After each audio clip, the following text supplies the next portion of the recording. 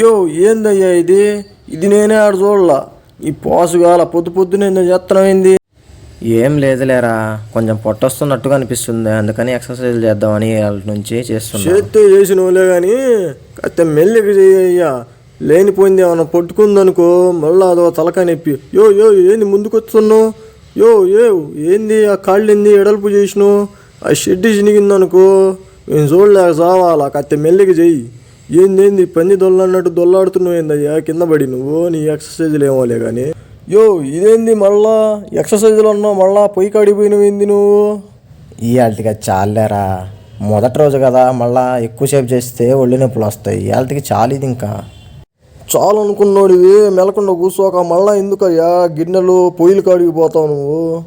Exercise అయితే అయిపోయింది లేరా చేయటం. కొంచెం రాగి జావ పెట్టుకొని తాగుదామని, హెల్త్కి మంచిది కదా, పొద్దున్నే పరకడుపున తాగితే అని పెట్టుకుందామని చూస్తున్నా.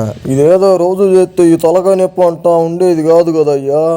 సర్లే కానీ పెడితే పెట్టావు, నాకు కూడా గ్లాస్ ఉంచు రాగి జావ, నేను కూడా తాగుతా. నీకు ఉంచకుండా తాగితే నన్ను బతకనిస్తావారాను?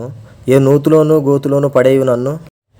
ఆ మాత్రం భయం ఉంటే చాలు, నువ్వు ఎప్పటికైనా పైకి ఎదుగుతావయ్యా. నువ్వు పైకి ఎదిగేదో లేదో దేవుడికి ఎరకలే కానీ నన్ను పైకి ఎదగకుండా కిందకి లాగేది మాత్రం నువ్వేరా నాయన. నువ్వేందయ్యా స్వామి అంత పెద్ద మాట అన్నావు నన్ను? మిగతా వాళ్ళు వింటే నిజం అనుకుంటారు. నేను ఇప్పుడు లాగానయ్యా నిన్ను కిందకి అసలు? ఇదేందయ్యా బగమంటుంది? ఇది తాగితే మూతి 3 అంకళ్ళు పోద్దామాగా. ఉఫ్ఫు అని ఊదుకుంటూ తాగవా. వద్దాకల నువ్వు ఒకడివి, నా తలకాయ తినడానికి పుట్టినట్టున్నారా నాయన.